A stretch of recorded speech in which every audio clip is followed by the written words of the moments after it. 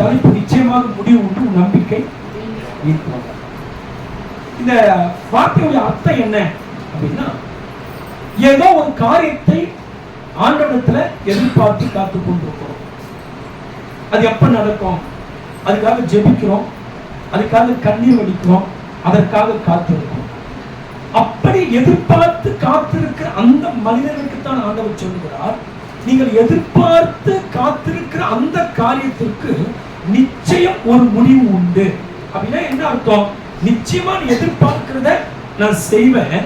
நீ எந்த நம்பிக்கையோடு எதிர்பார்த்திருக்கிறாயோ அந்த நம்பிக்கையை வீண் போக நான் விடமாட்டேன். அப்படி என்பதுதான் இந்த வார்த்தையினுடைய கருத்தா இருக்கு. அது முழுமையா டீட்டெயிலா வேதத்துல சொல்லப்பட. இது வேற ஒரு பைபிள் எப்படி சொல்லப்பட்டதுன்னா, பலமுடன் இருக்கக்கூடிய பாவிகளை போல நீயும் இருக்க வேண்டும் என்று இயங்காதே.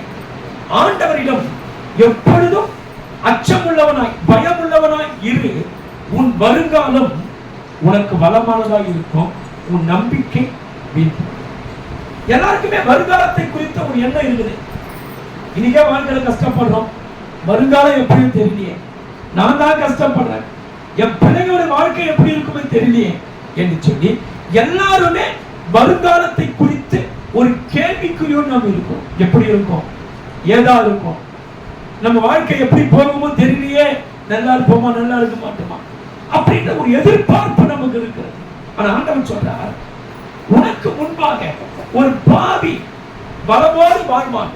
அவனை குறித்து பலமோடு வாழ்கிறானே, எல்லா அனுபவிச்சுட்டு வாழ்றானே, ஆனா கடவுளை தேடுறேன், என் வாழ்க்கை நல்லா இல்லையே, நான் இன்னும் ஆசீர்வாதமா இல்லையே அப்படின்னு சொல்லி ஒரு பாவியுடைய வாழ்க்கை கண்டு நீ பொறாமைப்படாதே. கவனிக்கணும், பாவி என்றால் யார்? இந்த உலகத்தில் ஆதாம் ஏவாள் வழியாக இந்த உலகத்திலே பிறந்து இயேசு கிறிஸ்துவின் ரத்தத்தால் கழுவப்படாம சுத்திகரிக்கப்படாம இந்த உலகத்தில் இருக்கிற ஒவ்வொரு மனிதர்களுமே அவர்கள் பாவி என்று வேணும் சொல்லி, என்றைக்கு இயேசுவை விசுவாசித்து அவர் ரத்தத்தினால் நாம் சுத்திகரிக்கப்படுகிறோமோ அன்றைக்குத்தான் ஒரு பாவி இயேசுவின் ரத்தத்தால் பரிசுத்தமாக்கப்படும். அப்போ நம்ம கண் முன்னே ரட்சிக்கப்படாதவர்கள் பலமான ஒரு வாழ்க்கை வாழ்ந்திருக்கலாம், அவங்க ஆசீர்வாதமா இருக்கலாம், பொண்ணோடும் பொருளோடும் பேரோடும் புகழோடும் அவங்க வாழ்ந்திருக்கலாம். ஆனால் ரட்சிக்கப்பட்டு நான் கஷ்டப்படுறேன், ரட்சிக்கப்பட்டு கடவுளை தேடுறேன், நான் வேதனைப்படுறேன், ஆனால் என் கண்ணு கூட இருக்கிற மற்றவர்களோ ஆசீர்வாதமா இருக்கிறார்களே என்று சொல்லி அவர்களுடைய வாழ்க்கை மீது நாம் பொறாமைப்படக்கூடாது, அவருடைய வாழ்க்கை மீது நாம் எரிச்சல் கொள்ளக்கூடாது. ஏன் அப்படின்னா அவருடைய வாழ்க்கை முறை வேறு, நம்முடைய வாழ்க்கை முறை. அவர்களை கர்த்தர் நடத்துவது கிடையாது. கர்த்தர் யாரை நடத்துவார்? யாரெல்லாம் தன் வாழ்க்கையை கர்த்தருக்கென்று அர்ப்பணித்து கர்த்தரை விசுவாசித்து அவரை பின்பற்றி நடக்கிறார்களோ அப்படிப்பட்டவர்களை தான் கர்த்தர் நடத்துவார்.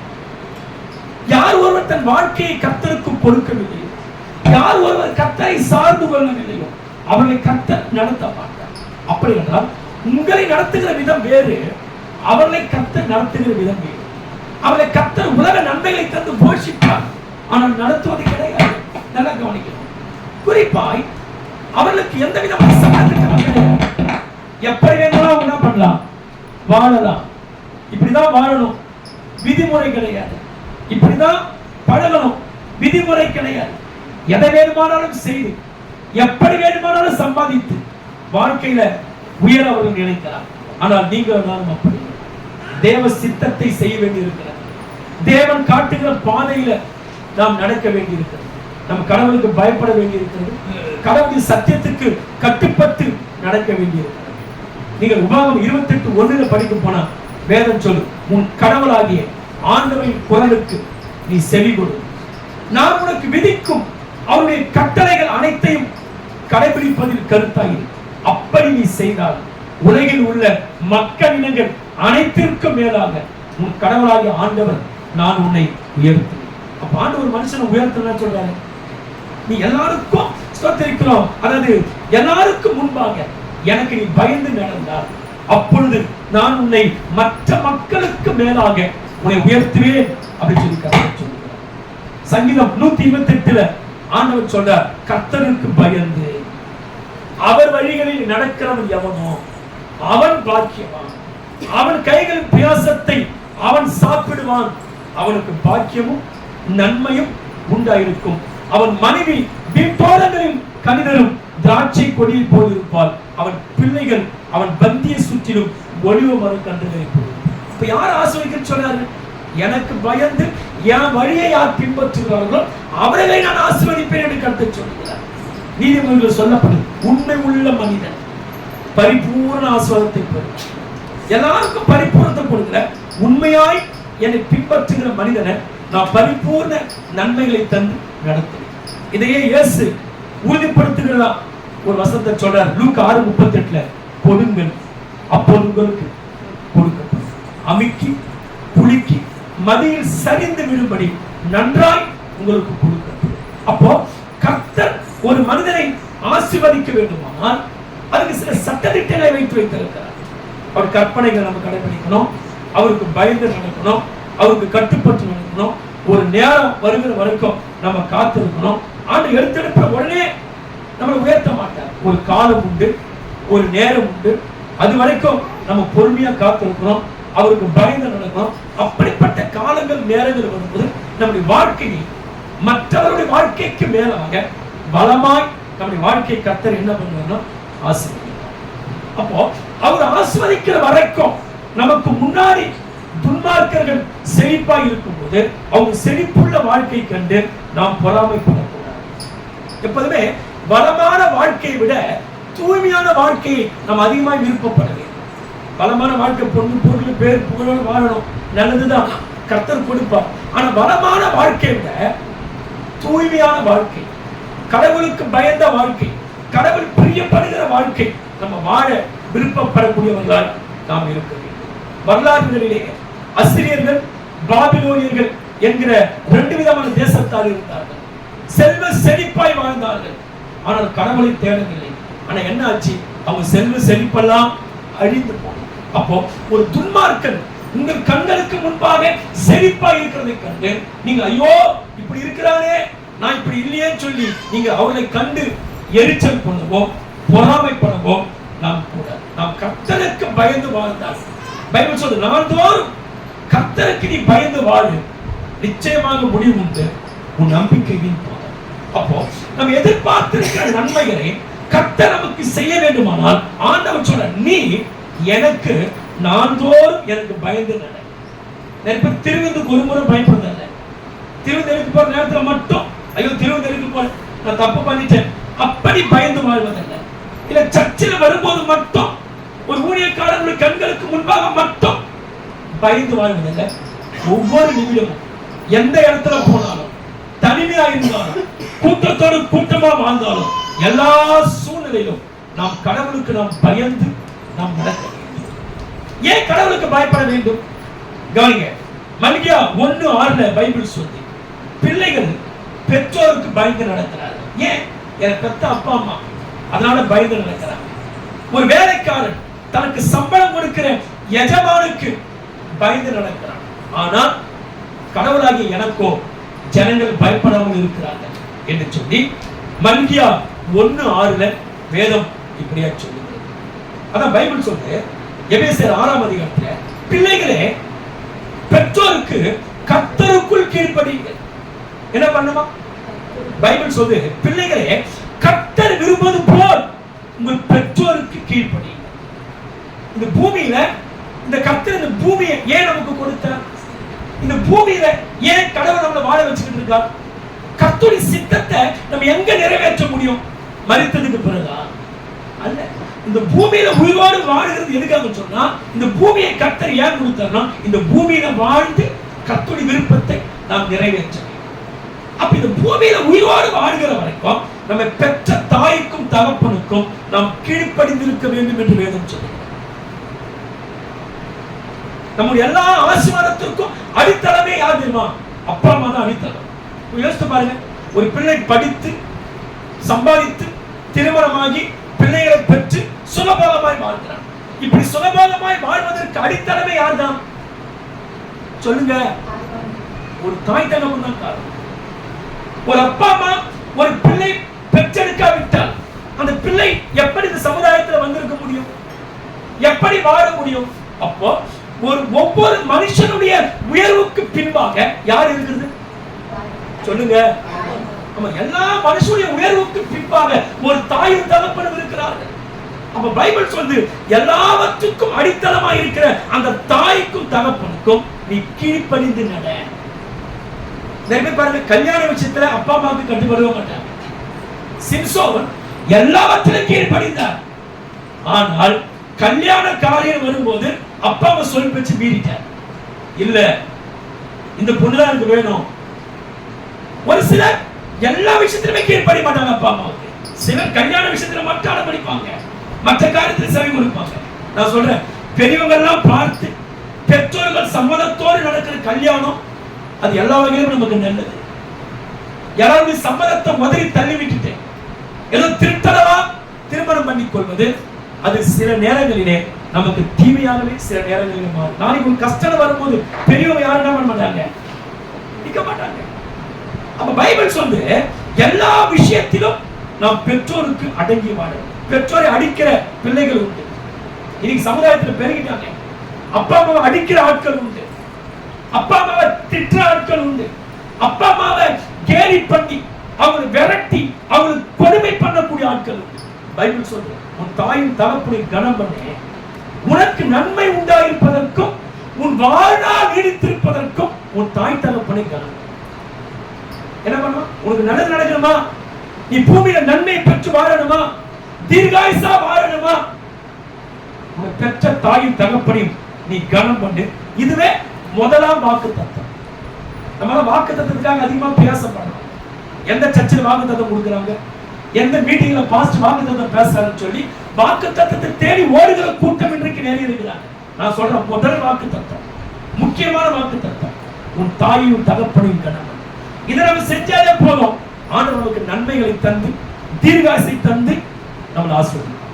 பெற்றோர்கள் வயசாகும் போது அவங்க நல்ல துணிமணி எடுத்து கொடுத்து, நல்ல இருப்பிடங்களை கொடுத்து, அவங்க வியாதி பலவீனத்துல அவங்களுக்கு கூட இருந்து நம்ம பார்த்துக் கொள்வோமானால் இதுதான் தாய்மார்களை கனப்படுத்துகிற ஒரு விஷயமா.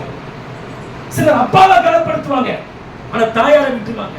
சில தாயை கனப்படுத்துவாங்க, ஆனா தகப்பனை விட்டு விடுவாங்க. நான் சொல்றேன், எப்படி இருந்தாலும் சரி, அஞ்சாதிகளை போல நம்ம அன்பு பாராட்டணும். அஞ்சாதிகள் தன்னை நேசிக்கிறவங்களை நேசிப்பாங்க. நான் சொல்றேன், உங்க தாயும் தகப்பனும் உங்களை நேசிக்காமலே போனாலும் சரி, நீங்கள் கர்த்தருக்குள் இருக்கிறவங்க அவங்கள கீழ்ப்படிந்து அவங்களுக்கு செய்ய வேண்டிய கடமைகளை நீங்கள் செய்யும் போது கர்த்தர் நிச்சயமாய் பைபிள் சொல்லுது, அப்பேற்பட்ட பிள்ளைகளை ஆண்டவர் ஆசீர்வதிப்பார். ஒருத்தருக்கு கீழ்ப்படிந்து நடக்குவது ஒரு மனுஷனுடைய ஞானத்தை குறிக்கிறது, ஒரு மனுஷனுடைய ஒழுக்கத்தை குறிக்கிறது. நல்ல ஒழுக்கம் உள்ள பிள்ளைகளுக்குள்ள கீழ்ப்படிதலை பார்க்கலாம். ஆனால் ஒழுக்கம் இல்லாத பிள்ளைகளுக்குள்ள கீழ்ப்படிதல் என்ன பண்ண முடியாது சொல்லுங்க? ஒழுக்கமான பிள்ளைங்க என்பது எப்படி அறிந்து கொள்வது? அவங்களுடைய கீழ்ப்படிதல், அதை வச்சு தெரிஞ்சுக்கலாம். ஒழுக்கமான ஒழுக்கமுள்ள பிள்ளைங்க எல்லாவற்றுக்கும் கட்டுப்பட்டு கீழ்ப்படிந்து நடக்குவாங்க. நிறைய பேர் ஒருத்தருக்கு கீழ்ப்படிவதை அடிமைத்தனமாக நினைக்கிறாங்க. கிடையாது. அடிமைத்தனம் என்பது வேறு, கீழ்ப்படிதல் என்பது. அப்போ ஒரு வளமான வாழ்க்கை நமக்கு வேண்டுமானால் பெற்றோரை மதித்து நாம் வாழ வேண்டும் என்று சொல்லி வேதம் நமக்கு கற்றுக் கொடுத்தார். ஆண்டவர் சொல்றாரு, பெற்றோர்களுக்கு பிள்ளை பயப்படுகிறான், ஒரு எஜமானுக்கு ஒரு வேலைக்காரன் பயப்படுகிறான், ஆனால் ஆண்டவராகிய எனக்கோ என் ஜனங்கள் பயப்படவில்லையே என்று சொல்லி ஆண்டவர் வேதனைப்படுகிறார். நல்ல கவனிங்க. அப்போ இந்த உலகத்துல ஏன் கடவுளுக்கு நம்ம பயப்பட வேண்டும்? அவர் நம்முடைய படைப்பாளி, உன்னை என்னை படைத்திருக்கிறார். உங்களுக்குள்ள இருக்கிற மூச்சு காத்து அவரால் உண்டானது. யாரால் உண்டானது? அப்பா அம்மா மூச்சு காத்து கொடுக்கல, அப்பா அம்மா சேர்ந்து கருவுக்குள்ள ஒரு தாய் ஒரு கருவை சுமந்தார், அவ்வளவுதான். ஆனா உருவாக்குறது யாரு? ஒரு குழந்தை நீங்களே கருவை உருவாக்குறீங்களா? சொல்லுங்க, நீங்களா உருவாக்குறீங்க? இல்ல, கணவன் மனைவி சேர்ந்து வாழ்கிறோம். ஆண்டவர் கருவுக்குள்ளே குழந்தை உருவாக்குகிறார். அந்த குழந்தைய 10 மாசம் ஒரு அம்மா சுமக்கிறார், அவ்வளவுதான் உன் கடமை. நீ பேசப்படுது அவ்வளவுதான். ஆனால் அந்த குழந்தைய கருவுக்குள்ள, அந்த இருட்டான ஒரு கருவுக்குள்ள, ஒரு சின்ன இருட்டறைக்குள்ள 10 மாசம் ஒரு குழந்தை கத்த உருவாக்க யோசித்து பாருங்க. ஒரு கருவுக்குள்ள முதல்ல எலும்பு தான் உருவாது. எது உருவாது? ஒரு தாய் கருவுல முதல்ல எது உருவாதுங்க? எலும்பு உருவாது. எலும்பு உருவான பிறகுதான் சதைகள், நரம்புகள், சதைகள் எல்லாம் உண்டாகி அந்த பிள்ளைக்கு ஜீவன். அப்ப 10 மாசம் சின்ன ஒரு கருவுக்குள்ள 10 மாதம் அந்த இருட்டறைக்குள்ள கர்த்தர் வச்சு அந்த குழந்தைய பத்திரமா பாதுகாத்து அந்த குழந்தை வளர்ந்த பிறகு அதை பத்திரமா வெளியே கொண்டு வர யோசிக்கிறோம். ஏன் 10 மாசம் இங்க இருக்கணும்? உடனே வெளியே வந்துருங்க. அந்த உருவாக்கப்படுவதற்கு முன்னாடியே கர்த்தர் உங்களுக்கு குழந்தை பெற்றெடுக்க செஞ்சா வெறும் எலும்பு தான் நீங்க பெற்றெடுப்பீங்க. எதை பெற்றெடுப்பீங்க சொல்லுங்க? வெறும் எலும்பு தான் வெளியே வந்து விடும், வேற ஒண்ணு விடாது. அப்போ அது எங்க இருந்தா சேஃப்டி? அந்த குழந்தை எங்க இருந்தா வளரும்? கருவுக்குள்ளே இருந்தாதான் அந்த 10 மாசத்துல அந்த குழந்தை வளர்ச்சி அடையும். அப்ப ஆண்டவர் பார்க்கிறார், இந்த குழந்தை எங்க இருந்தால் அந்த கரு வளரும். அதுக்கு ஏற்ற இடம் எது? அம்மாவுடைய கருவறை தான். ஒரு தாய் அந்த குழந்தை 10 மாதம் வளர்ந்து ஒரு நல்ல தோற்றத்தோடு வெளியே வருவதற்கு தகுந்த இடம் ஒரு தாய் கருவுதான் என்று சொல்லி அந்த தாயுடைய கருவுக்குள்ள ஆண்டு அப்ப அந்த குழந்தைக்கு ஜீவனை கொடுங்க. அப்போ ஆண்டவர் சொன்னார், பெற்றோருக்கு பிள்ளைகள் பயப்படுறீங்க, சம்பளம் கொடுக்கிற எஜமானுக்கு வேலை செய்யற நீங்க பயப்படுறீங்க, ஆனா ஜீவனை கொடுத்து காப்பாத்துற எனக்கு நீங்க பயப்படாம போறீங்களே அப்படின்னு சொல்லி ஆண்டவர் தன்னுடைய ஆதங்கத்தை தன் வேதனைகளை இந்த மல்கியாவின் புத்தகத்திலே இப்படியே சொல்லு. சரி, ஆண்டவருக்கு பயப்படுற பயம் என்ன? ஒரு 10-15 நிமிஷத்துல முடிச்சிருப்போம். நல்லா பாருங்க. ஆண்டவருக்கு பயப்படுற பயம் என்ன? அப்படியே கை கட்டிக்கிறது, அப்படியே கை காலம் ஒதுற மாதிரி நடுங்குறதா அல்ல. ஆண்டவருடைய வார்த்தைக்கு கீழ்ப்படிவதுதான் ஆண்டவருக்கு பயப்படுற பயம். எதுங்க சொல்லுங்க பாருங்க. ஆண்டவருக்கு பயப்படுற பயம் என்ன? ஆண்டவருடைய வார்த்தைக்கு கீழ்ப்படிந்து நடக்கிறவை, அதுதான் கடவுளுக்கு பயப்படுறது. சரி, கீழ்ப்படிதல் என்றால் என்ன? ஆண்டவர் சொல்ற வார்த்தைகளுக்கோ இல்ல மற்றவர் சொல்ற வார்த்தைகளுக்கோ ஒன்றை கூட்டாமல் ஒன்றை குறைக்காமல் சொன்னதை சொன்னபடியே செய்கிறோமே, அதுக்கு பேர் தான் கீழ்ப்படிதல். இது உதாரணமா ஒரு கருத்து சொல்றேன். சவுல் என்கிற ஒரு ராஜா சமஸ்த இஸ்ரவேலுக்கு ஆண்டவர் சவுல் இடத்துல சொல்ற, நீ போய் அபிமெலேக்குக்கு உண்டான எல்லாவற்றையும் சங்காரமாக்கிட்டு வா என்று சவுல் இடத்துல சொல்றார். இப்ப சவுல் யுத்தத்துக்கு போறார், எல்லாவற்றையும் சங்காரமாக்கிட்டு ஆட்டமாட்டெல்லாம் என்ன பண்றாரு? ஆண்டவர் சொன்னாரு, எல்லாவற்றையும் சங்காரமாக்கு. இவர் போய் என்ன பண்ண? அறிவாளி மாதிரி, ரொம்ப திறமசாலி மாதிரி, ஏதோ ஆண்டவரை விட அதிகமா நல்லதையே யோசிக்கிற மாதிரி எல்லாத்தையும் அழிச்சு போட்டு ஆட்டமாட்டை கொண்டு போனா பலி கொடுக்கலாம். நம்ம ஆட்டை எதுக்கு பலி கொடுக்கணும்? யாரும் ஆட்டை பலி கொடுத்துதான் சொல்லி ஆட்டமாட்டை கொண்டு வர. இப்ப ஆண்டு நான் என்ன சொன்னேன்? எல்லாத்தையும் சங்கரமாக்குன்னு சொன்னேன். அப்படி இருக்கும்போது இந்த ஆடு மாடு எங்க இருந்து வந்தது? அப்பான்னு சொன்னார், இந்த வார்த்தைக்கு நீ கீழ்ப்படியாமல் போனபடினால உன்னை ராஜாங்கத்திலிருந்து தகுகிறேன் என்று ஆண்டவர் தகுதி போட்டார். அப்படியானால் கீழ்ப்படிதல் என்றால் என்ன? பெற்றோர்கள் ஒரு காரியத்தை சொன்னாலும், ஊழியக்காரங்க ஒரு காரியத்தை சொன்னாலும், இல்ல கடவுளுடைய வார்த்தையே ஆனாலும் அதோடு ஒன்றை கூட்டாமல் ஒன்றை குறைக்காமல் இருக்கிறதை இருக்கிறபடியே செய்வதற்கு பேர் தான் கீழ்ப்படிதல். குறிப்பாய் இப்படி கடவுளுக்கு பயந்த ஒரு மனுஷனை குறித்து நான் வேதத்தில் உங்களுக்கு சொல்லி முடிக்கிறேன். ஆபிரகாம் என்ற ஒரு மனிதனை குறித்து பார்ப்போம். ஆதியாகமம் 22ஆம் அதிகாரம். ஆபிரகாம் இடத்தில் ஆண்டவர் ஒரு காரியத்தை சொன்னார். 100 வயதாகிவிட்டது. ஆனா ஆபிரகாம் என்ன இல்ல சொல்லுங்க? குழந்தை பாக்கியம் இல்லை. ஆனா 100 வயதில ஒரு குழந்தை பிறக்கிறது. அந்த குழந்தை சற்று வளர்ந்து ஆளாகும் போது ஆபிரகாமோடு ஆண்டவர் பேசுகிறார்.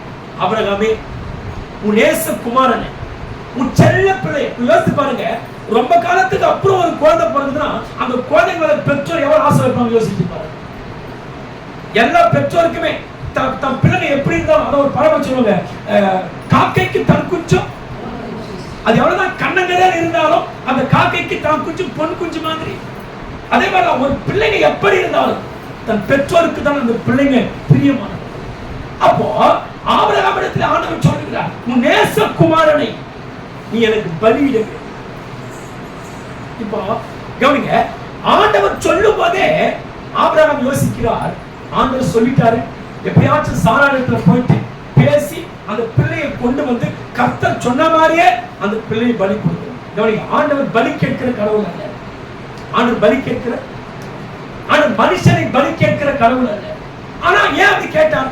ஆபிரகாம் எந்த அளவுக்கு தனக்கு பயப்படுகிறான், எந்த அளவுக்கு தன் வார்த்தைக்கு மதித்து நடக்கிறான் என்பதை சோதித்து பார்த்து அவன் யார் என்பதை தெரிந்து கொள்வதற்காக ஒரு பரீட்சை. சில உங்களுக்கு பரீட்சை வைப்பார். நீங்க பயப்படலாம் இல்லையா பார்க்கலாம், நீ கீழ்படியா இல்லையா பார்க்கலாம், நீ செய்தா இல்லையா பார்க்கலாம், நீ உண்மையா இருக்கிற இல்லையா பார்க்கலாம் சொல்லி உன்னை சில வழிகளில் கொண்டு போய் உன் உத்தமத்தை சோதிச்சு பார்ப்பார். கவனிக்கணும்.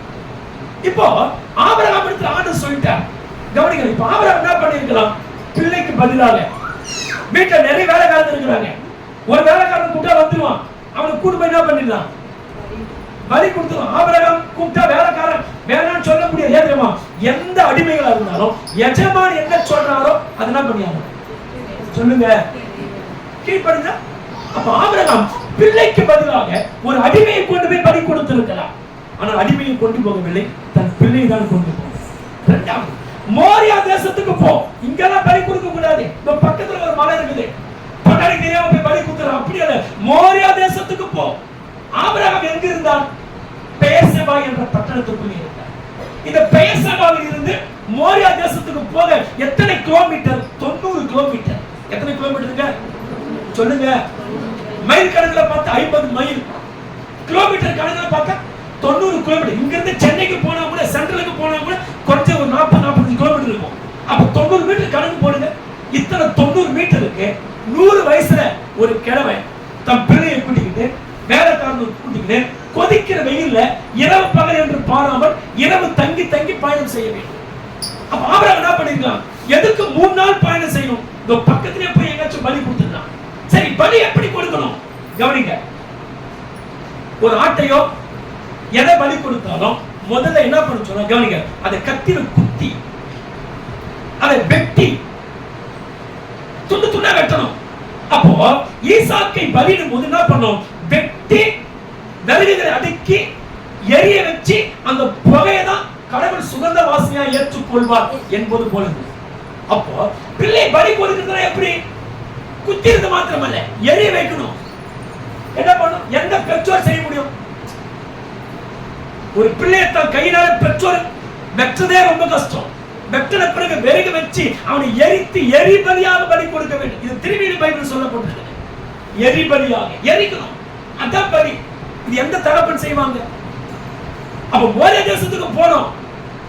அப்ப ஆண்டவர் சொன்ன மாதிரியே ஆபிரகாம் என்ன பண்ணாருன்னா, அந்த பிள்ளையை கூட்டிக் கொண்டு மோரியா தேசத்துக்கு போவதற்காக அவர் பயணம் செய்கிறார். நல்ல. இப்ப ஆபிரகாம் பிள்ளையை கூட்டிக்கிட்டு போன சொன்னா யாருடைய அனுமதி வேணும் சொல்லுங்க? சாராவுடைய.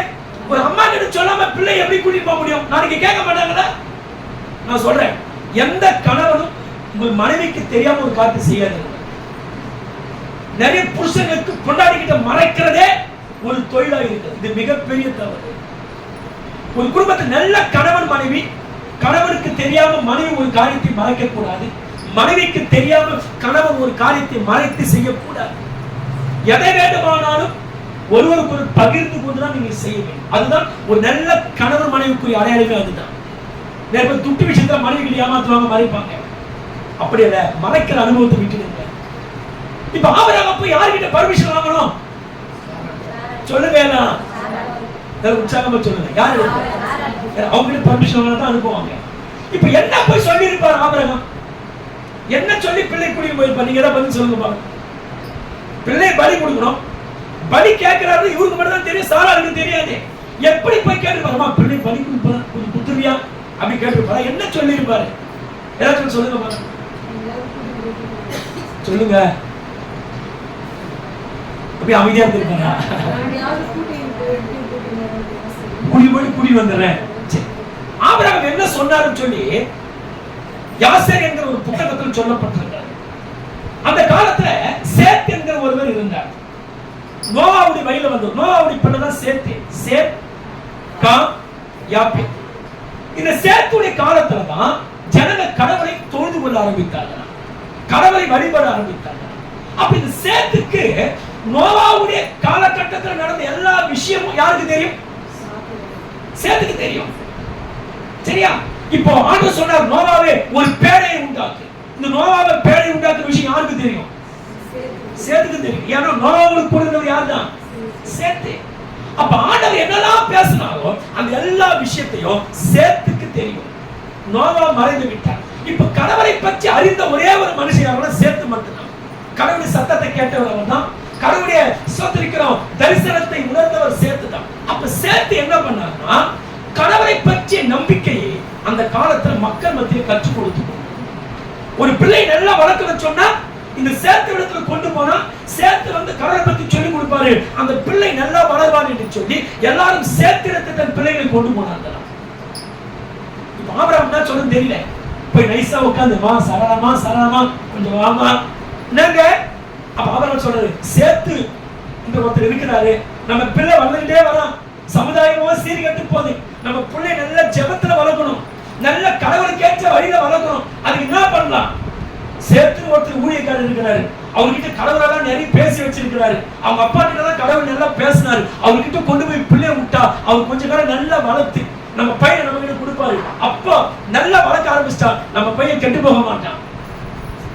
சமுதாயத்துல நம்ம பிள்ளைங்க கெட்டு போகாம இருக்கணும் சொன்னா கர்த்தருடைய வழியில நீங்க வளர்த்தால் ஒழிய, ஒரு சபைக்கு கொண்டு வந்து நீங்க வளர்த்தால் ஒழிய, ஒரு ஊழியக்காரனோடு ஐக்கியமாக்கி உங்கள் பிள்ளைகளை வளர்த்தால் ஒழிய, உங்க பிள்ளைங்க சமுதாயத்துல சரியா இருப்பாங்களா? கேரண்டியே கிடையாது.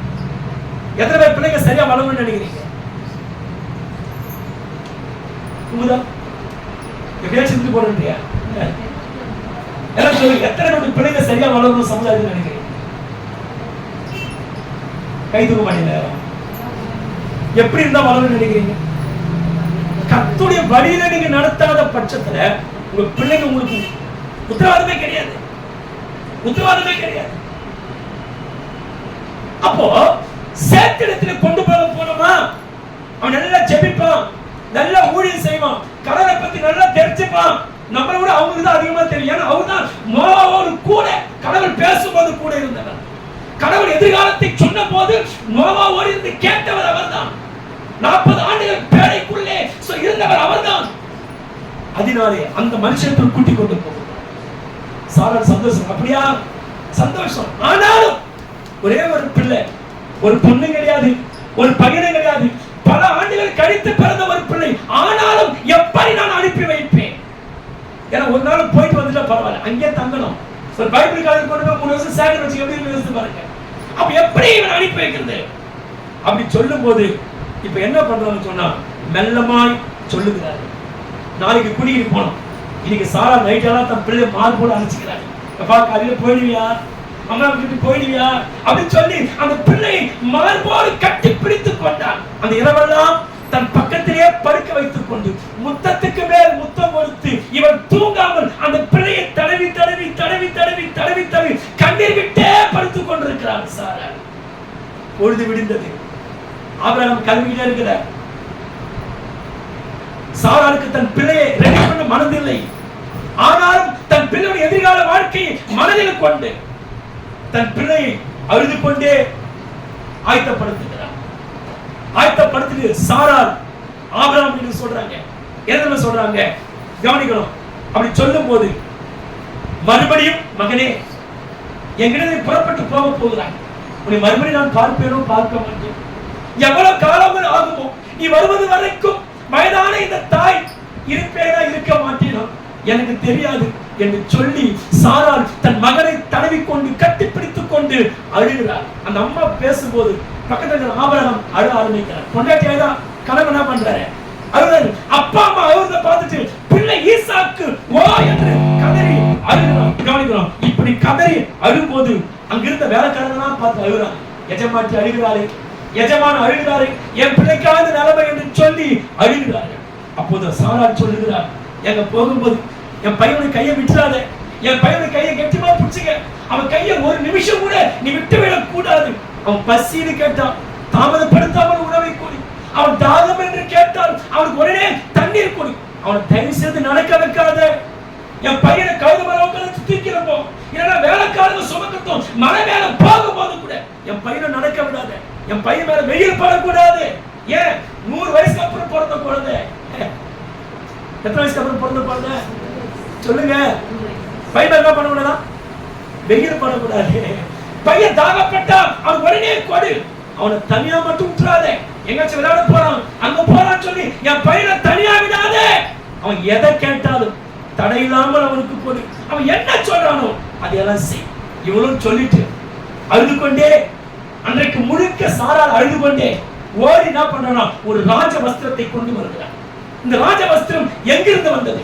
அபிமெலேக்கிடத்துல இவங்க போகும்போது, அபிமெலேக்கு சாராளை துரத்தி விடும் போது பொண்ணு வெள்ளி உடைகள் கொடுத்து அனுப்பினானே, அந்த உடையில ஒன்றை கொண்டு வந்து தன் மகனாக ஈசாக்கு புறப்பட்டு போகிறான். அவனை ராஜா மாதிரி அனுப்பி வைக்கணும் என்று சொல்லி அவனுக்கு ராஜ வஸ்திரம் மாதிரி கொடுத்தாங்க. என்ன கடைசியா டிரஸ் போட்டு அனுப்புறாங்க. அனுப்பிடு, தலைக்கு மேல ஒரு தலைப்பாவை வைத்து, அந்த தலைப்பாவைக்கு மேல விலையேற பெற்ற கற்களை அந்த தலை மேல வைத்துட்டு அழுது கொண்டே தன் பிள்ளைக்கு உணவு, கடைசி உணவு, மகனே நீ போக போற, திரும்பி வருவாயோ என்னவோ எனக்கு தெரியாது, எவ்வளவு காலம் பிடிக்கும் எனக்கு தெரியாது, இந்த உணவை சாப்பிடு என்று சொல்லி அவர் அழுது கொண்டே ஈசாக்கு உணவை கொடுக்கிறார். இதை சாப்பிட ஈசாக்கு அழுது கொண்டே சாப்பிடுகிறார். இதை பார்த்த ஆபிரகாம் என்ன பண்றாருன்னா அழுது கொண்டே இருக்கிறார். யோசித்து பாருங்க, இந்த சிச்சுவேஷன் எப்படி இருக்கு யோசித்து பாருங்க. ஒரு பக்கம் ஆபிரகாம் அழ, ஒரு பக்கம் சாராள் அழ, இவங்க ரெண்டு பேரும் பிரிந்து போவதை குறித்து ஈசாக்கு அழ, இந்த குடும்பமே அழுகிறதை கண்டு அவங்க வேலைக்காரர்கள் அழ, அழையோ அழ, எல்லாரும் சேர்ந்து அழுது கொண்டே இருக்கிறாங்க. கவனிக்கிறோம், இப்படி எல்லாம் அழுது கொண்டிருக்கிற அந்த நேரத்துல கடைசியா ஆபிரகாம் ஸ்தோத்திரிக்க முன்னே போகிறார். சாராள் தன் ஈசாக்குடைய கையை பிடிச்சுக்கிட்டு அந்த பையனை தடவிக்கிட்டே கண்ணு கெட்டாத தூரம் வரைக்கும், கண்ணு கெட்ட தூரம் வரைக்கும் போய் தன் மகனை அனுப்பி வச்சுட்டு, மகனே போயிட்டு வா என்று சொல்லி அவன் வழிகாட்டி ஸ்தோத்திரிக்கிறோம். வெகு தூரம் அவன் மறைந்து போகிற வரைக்கும் மகனே என்று சொல்லி கண்ணீர் விட்டு அழுது கொண்டே தன் மகனை அனுப்பினார். தாய்க்கு தெரியும் பிள்ளை படிக்க போறான், பிள்ளை கடவுளை குறித்து தெரிஞ்சுக்க போறான். ஆனா அந்த பிள்ளை படிக்க போல பலியாகத்தான் போகிறான் என்பது ஆபிரகாமுக்கு மட்டும்தான் தெரியும். யாருக்கு மட்டும்தான் தெரியும்? இந்த சிச்சுவேஷன் உங்களை வச்சு பாருங்க, உங்க பிள்ளைய வச்சு பாருங்க. ஒரு பொண்ணை கல்யாணம் பண்ணி அனுப்பும்போது என்ன பண்ணுவீங்க? நீங்க அழ, உங்களை பார்த்து உங்க பொண்ணு அழ, உங்களை பொண்ணை பார்த்து நீங்க அழ, இப்படியா இருக்கும். அப்படிதான் பொண்ணுக்கு கல்யாணம் பண்ண சந்தோஷம். ஆனா வீட்டை விட்டு போகும்போது சொல்லுங்க, நிறைய பேருக்கு சனியம் வச்சா போறாங்க. எப்படி இருந்தாலும் சரி, ஒரு பெண் வீட்டை விட்டு போகும்போது ரத்தம் என்ன உண்டாகும்? எத்தனை பேர் அழுது இருக்கிறீங்க? அது மாதிரி அழுது இருக்கிறீங்களா? கண்டிப்பா எல்லாருக்கும் அழகும். ஆனா இவங்க கல்யாணம் பண்ணி போகல, பல ஆண்டுகள் தங்கி கடவுளை தெரிந்து கொள்ள போகிறார். அவன் வருவதற்குள்ளாக நான் செத்து போவேனோ இல்ல வயசான ஆபிரகாம் செத்து போவதே தெரியாது. அப்படி போகும்போது அந்த பிள்ளையை அனுப்பி வைத்து விட்டு சாராள் அன்று முழுக்க உண்ணாமல் உறங்காமல் கண்ணீர் வடித்துக் கொண்டிருக்கிறார்.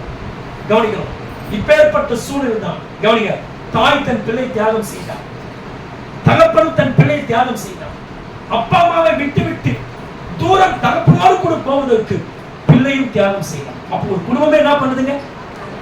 தியாகம் செய்கிறோம். அப்ப கடவுளுக்கு பயப்படுற பயம் என்ன? தியாகம் செய்கிறோமே, இதுதான் கடவுளுக்கு பயப்படுறோம். நிறைய பேர் நேரத்தை தியாகம் செய்ய முடியல. 9 மணிக்கு ஆராதனை, 9 மணிக்கு ஆராதனை, 9 மணி வரைக்கும் தூங்கி இருக்கிறோம். தூக்கத்தை தியாகம் பண்ண சொல்லுங்க, தூக்கத்தை தியாகம் பண்ண முடியல. கொஞ்ச நேரம் வேலையை விட்டுட்டு ஊழியத்துக்கு செய்ய தியாகம் பண்ண முடியல. நம்முடைய பணத்தை தியாகம் பண்ண நிறைய பேர் முடியல. அந்த பணத்தை யார் கொடுத்தது? உங்ககிட்ட பணம் யார் கொடுத்தது? பெரிய பெரிய பணக்காரங்க, நம்ம பணம் சம்பாதிக்கிறோம், அந்த பணத்தை சம்பாதிக்கிற பலர் கொடுத்தது யார்? எல்லாம் சொல்லுங்க, சொல்லுங்க, சொல்லுங்க, யாரு? சிஸ்டர் சொல்லுங்க, யாரு? உங்களுக்கு தான் கத்த முடியாது. கர்த்தர் கொடுத்தத கர்த்தருக்கு ஒரு பங்கு கொடுக்கிறவங்க மனசு தியாகம் பண்ண முடியல. ஆனா ஒரு பெற்றெடுத்த பிள்ளையே தியாகம் செய்கிறார். தாய் தகப்பனை பிள்ளை தியாகம் செய்கிறான், பிள்ளையை தாய் தகப்பன் தியாகம் செய்கிறார்கள். இந்த தியாக உள்ளத்தை பார்த்து விட்டு ஆண்டவர் சொல்லுகிறார், போய் படுக்க வச்சு கத்தி எடுத்து குத்துறதுக்கு மனசு துணிச்சிட்டார். இப்ப குத்தனா அடுத்தபடி ஏறிக்கணும், ஆனா குத்துறதுக்கு முன்னாடி ஆண்டு தடுத்துட்டார். இப்ப சொல்றார், ஆபிரகாமே எவ்வளவா எனக்கு பயப்படுறப்பா, எவ்வளவா என் பேச்சை மதிக்கிறேன், இப்ப நான் தெரிஞ்சுக்கிட்டேன் நீ எனக்கு பயப்படுகிறாய் என்பதை. நான் தியாகத்தை வைத்து நீ மட்டுமல்ல உன் குடும்பமே எனக்கு பயப்படுகிறது. அதனால் உன்னை நான் சகல ஜாதிகளிலும் உன்னை ஆசீர்வாதமாய் நான் வைப்பேன். அப்ப கர்த்தர் ஒரு மனுஷன் எப்படி ஆசீர்வதிப்பார்? கர்த்தருக்கு பயப்படுற மனுஷன் தான் கர்த்தர் ஆசீர்வதிப்பார். கர்த்தருக்கு பயப்படுற பயம்னா தியாகம் செய்யணும், நேரத்தை தியாகம் செய்யணும், தூக்கத்தை தியாகம் செய்யணும், வாழ்க்கையை தியாகம் செய்யணும், எல்லாவற்றையும் தியாகம் செய்ய வேண்டும். ஒரே ஒரு காரியத்தை போஜமா மனசுல படணும் சொல்லணும்னு தோணுது. நான் +2 படிச்சுட்டு இருக்கும்போது எனக்கு ரயில்வே வேலை, எங்க அப்பாவோட வேலையை எங்க அம்மா வந்து எனக்கு முயற்சி பண்ணாங்க. பக்கத்துல இருக்கிறாங்க சாட்சி. ஏதாச்சும் ஒன்று சொல்லி என்ன பண்ணினோம், வயசான காலத்துல பையனுக்கு வேலை வச்சு, ஆனா எனக்கு மனசுல ஒரு எண்ணம், எனக்கு தெரியும் எனக்கு கர்த்தர் ஊழியத்துக்கு அழைச்சார். எவ்வளவு முயற்சி பண்றேன், வேலைக்கு போ வேலைக்கு போ, நான் வேலைக்கு போகாதபடிக்கு தடை செய்ய. அப்புறம் ஈபில வேலை, புதுசா கம்பெனி கட்டி ஈபில வேலை வைக்கிறார், 2000 ரூபாய் கட்டின வேலை. இன்னைக்கு என் கூட வேலை செஞ்சவங்க எல்லாம் பர்மனெண்ட் ஆகி 80,000 1 லட்சம் ரூபாய் சம்பாதிக்கிறாங்க. எங்க அம்மா அழுகுறாங்க, போ வேலை செய், எதிர்காலத்தை பார்த்துக்க, ஊழியம் செய்தே செய். எனக்கு தெரியும் நான் வேலைக்கு போனா நிச்சயமா வேலை எனக்கு தங்காது. ஏன் தெரியுமா, கர்த்தர் தாயின் கருவில் எலும்புகள் உருவாகும் முன்னே என்னை ஊழியத்துக்காக பிரித்து எடுத்திருக்கிறார். ஆனா எப்படி பழைப்போம் அதெல்லாம் எனக்கு தெரியாது.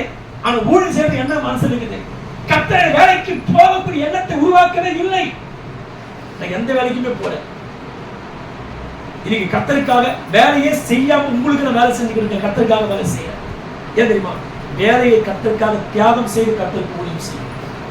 அப்ப தியாகம் செய்வதுதான் கர்த்தருக்கு பயப்படுறது. நான் சொல்றேன், இதுவரைக்கும் என்ன தியாகம் பண்ணிருக்கீங்க, என்ன தியாகம் பண்ணிருக்கீங்க? தூக்கத்தை தியாகம் பண்ண முடியுதா? ஒரு நேரத்துக்கு வேலைகளை தியாகம் பண்ணிட்டு ஒரு ஊழியத்துக்கு கரெக்டாவோ சர்ச்சைக்கு கரெக்டா வர உங்களால முடியுதா? ஒரு சின்ன விஷயத்துக்கு கூட தியாகம். அப்போ பயம் என்றால் என்ன? தியாகம் செய்வதற்கு பேர் தான் பயம். அப்ப ஆபிரகாம் சொன்னார், ஆபிரகாமே நீ எனக்கு பயந்தாய் என்பதை நான் தெரிந்து கொண்டேன். அதான் பைபிள் சொல்லுது, நீதிமொழிகள் 27:13 சரி 27 சொல்றது, நீ நாள்தோறும் கர்த்தரை பற்றும் பயத்தோடு இரு.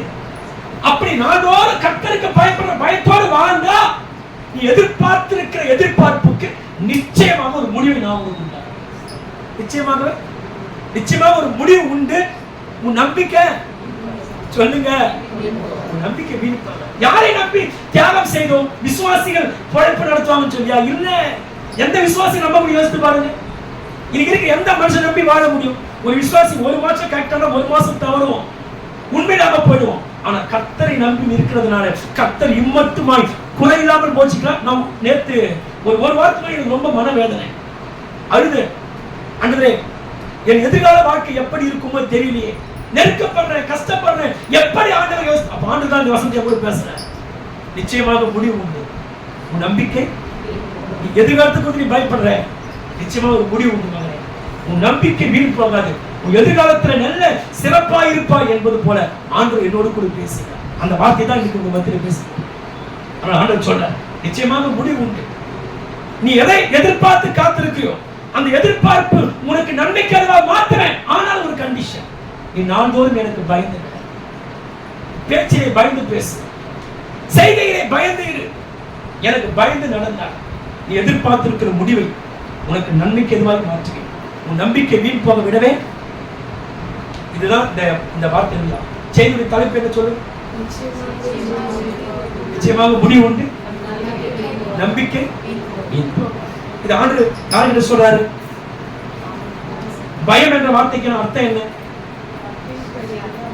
சொல்லுங்க? சொன்னபடி செய்தால் கீழ்ப்படுதல். அப்படி கீழ்ப்படுறதுக்கு பேர் தான் பயம். அந்த பயம் யாருக்குள்ள இருந்தது? ஆபிரகாம் ஒரு பிள்ளை பலி கொடுத்து சாதாரண விஷயமா? தான் கையினால ஒரு பிள்ளை கொல்லணும் சொல்லி எவ்வளவு விஷயம், அதுவும் கொன்று எரிக்கணும் முடிய நினைக்கிறீங்க? பலி அப்படிதான் கொண்டு மாட்டாங்க, பிள்ளை எரிக்கணும் கட்ட வச்சு. ஆனா ஆபிரகாம் துணிந்து அந்த காரியத்தை தியாகம் செய்தபடினார் ஆண்டவர் ஆபிரகாமை மிகப்பெரிய ஜாதியா தியாகம் செய்கிற மனுஷனை மிகப்பெரிய ஆசீர்வாதத்தோடு கர்த்தர் நடத்துவார். தியாகம் இல்லாத மனிதனை கர்த்தர் ஆசீர்வதிக்க மாட்டார். ஆனா தியாகம் செய்து துணிந்தவனை ஆண்டவர் மென்மேலும் அவனை ஆசீர்வதிப்பார். கண்களை மூலம் ஜெபித்து முடித்தார். இதுவரைக்கும் நம்ம வாழ்க்கையில் எதை தியாகம் பண்ணியிருக்கோம் யோசித்து பாருங்க. ஒரு ஞாயிற்றுக்கிழமை ஆண்டுடைய ஆராதனைக்கு வர சில காரியங்கள் நமக்கு தடையாக இருக்குமான அதை தியாகம் செய்ய நம்மால முடியவில்லை. ஊழியத்துக்கு நேர் பேர் அழைச்சா எனக்கு இது இருக்கு அது இருக்குது, தியாகம் பண்ண முடியல. வேலையையோ நேரத்தையோ தூக்கத்தையோ அநேகரால் தியாகம் செய்ய முடியவில்லை. சின்ன சின்ன விஷயங்களை தியாகம் பண்ண கற்றுக்கொள்ளுங்க கடவுளுக்காக. உங்கள்கிட்ட இருக்கிற வருமானத்தில் ஒரு பகுதி கடவுளுக்கு தியாகமா செய்யுங்க. தியாகம் உள்ள இருதயம் உள்ளவனை கர்த்தர் ஆசீர்வதிப்பார். ஆபிரகாம் மாத்திரம் தியாகம் செய்யவில்லை, அவன் குடும்பமே தியாகம் செய்த குடும்பம். நம்ம குடும்பம் எப்படி? நிறைய பேர் கணவனையே பழி சொல்லுவோம். நீ எப்படி? எல்லா பெண்களுக்குமே கணவன் சபைக்கு வரலாம், கணவன் மேலதான் எல்லாம் பழி சொல்றோம். ஆனா நாம எப்படி யோசிச்சுப்போம்? நம்ம சபைக்கு வந்து என்ன பண்ணும்? அவங்க சபைக்கு வராம தவறாங்க, நம்ம சபைக்கு வந்து உண்மை இல்லாம போவோம். ஆபிரகாம் மாத்திரமல்ல, சாராள் மாத்திரமல்ல, அவன் குடும்பமே தியாகம் செய்யற குடும்பம். இந்த தியாகம் செய்யற குடும்பம் கர்த்தரால் ஆஸ்வதிக்கப்பட்டது. நிறைய பேர் உபாசத்துக்கு வர முடியல, எதையுமே தியாகம் செய்ய முடியல. மற்ற காரியங்களுக்கு தியாகம் செய்கிறவர்கள் கர்த்தருக்கு முக்கியத்துவம் கொடுப்பார்கள். நல்ல கண்களை மூடி, அன்று அந்த தியாகம் செய்ய இருதயம் எனக்கு வேண்டும் ஆண்டவர். நான் இன்று முதல் நிச்சயமா தியாகம் செய்ய துணிவேன். ஆண்டவருக்கு முக்கியத்துவம் கொடுக்கிறதான தியாகம். அதுதான் கர்த்தருக்கு பயப்படும். ஆண்டவர் சொன்னார், நீ எனக்கு பயப்படுகிறாய் என்பதை நான் இப்போது அறிந்து கொண்டேன். அதுதான் ஆண்டவர் நீதிபதிகள் சொல்றாரு, நீ நாள்தோறும் கர்த்தருக்கு பற்றும் பயத்தோடு இருந்தால் நிச்சயமாகவே நீ எதிர்பார்த்திருக்கிறது நல்லதாகவே சமாதானத்துக்கு ஏதுவாக நான் கொடுப்பேன். பைபிள் சொல்லி எதிர்பார்த்திருக்கிற முடிவை நான் உங்களுக்கு கொடுக்கும்படிக்கு உங்கள் பேரினை நினைத்திருக்கிற நினைவுகளை நான் அறிந்திருக்கிறேன். அவைகள் தீமைக்கு ஏதுவான நினைவுகள் அல்ல, அவைகள் சமாதானத்திற்கு ஏதுவான. நான் நிறைய காரியங்கள் எதிர்பார்த்து காத்திருக்கிறேன். எனக்கு நலமா நடக்குமா? நிச்சயமா நலமாய் நடக்கும். ஆனா நீ செய்வது ஒரு காரியம் உண்டு, நீ கர்த்தருக்கு பயந்து நட. இதை மட்டும் செய். அப்படி கர்த்தருக்கு நீ பயந்து நடந்தா நீ எதிர்பார்த்திருக்கிற எல்லா முடிவையும் சமாதானமாகவே உனக்கு கர்த்தர் கிடைக்க பண்ண. நிச்சயமாகவே நிச்சயமாகவே நிச்சயமாகவே ஒரு முடிவு உண்டு, உன் நம்பிக்கை போகாது. முந்தினவைகளை நினைக்க வேண்டாம் வேண்டாம், பூர்வமானவைகளை சிந்திக்க வேண்டாம் வேண்டாம்.